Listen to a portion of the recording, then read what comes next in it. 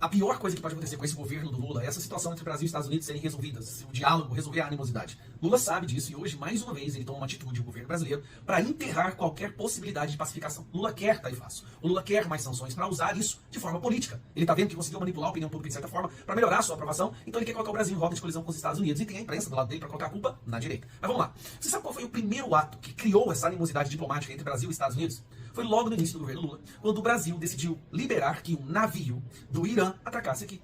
O Irã, gente, ele é o inimigo do mundo livre, tá? Ele é o país que financia grupos terroristas, que financia Hezbollah, Al Jazeera, Al-Qaeda.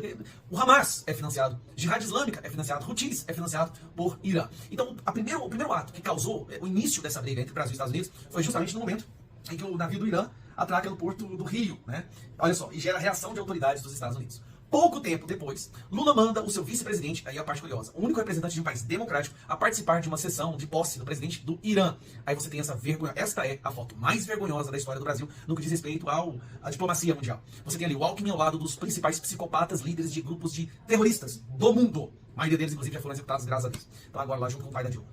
E aí, quando começa a surgir a possibilidade dessa animosidade com o Brasil ser resolvida, o que o Lula faz? Gente, isso é caso pensado, isso é estratégia.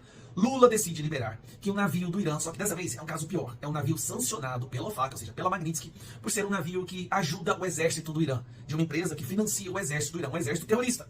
E ele libera esse navio para atracar no porto de Santos, acredito, né?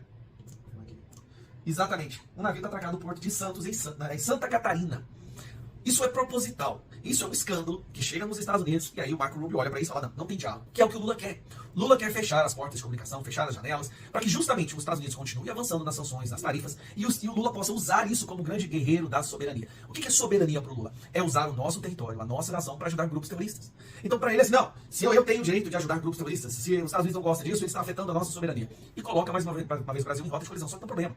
Na União Europeia, o Irã também é visto como um país terrorista. Um país onde o grupo terrorista deu um golpe em 79, eu acho, e tomou o poder da nação. Então, ao lutar contra os Estados Unidos, ele está se afastando da União Europeia, de todo o mercado internacional, dos principais países do mundo, e cada vez mais se afundando naquele grupo de países autoritários e ditaduras. Tudo é um caso pensado. Lula quer incendiar o Brasil desde que ele possa governar sobre as cinzas. E esse é um caso clássico. Ao receber esse navio, ele está mandando uma mensagem, ó, bate mais porque tá bom pra mim. Só que quem recebe essas pauladas, quem tem a sua vida prejudicada, somos nós. Nós, por mais tarifas, por mais sanções. Em breve nós veremos aí multas para os bancos que estão protegendo o violador de direitos humanos, que foi sancionado pela Global Magnitsky. É impressionante. E a economia no mesmo caminho. Tá? Eu vou até fazer um vídeo hoje. A economia que eles falam, né, eles estão gastando bilhões para manipular a opinião pública de que a economia tá boa, como se o povo não fosse no supermercado fazer compra. A economia também do ano que vem, cara, não tem dinheiro para comprar livros das nossas crianças nas escolas. Mas tem milhões e milhões para fazer propaganda do governo. Mais uma vez, Lula conseguiu de vez agora. Ele enterrou o diálogo com os Estados Unidos.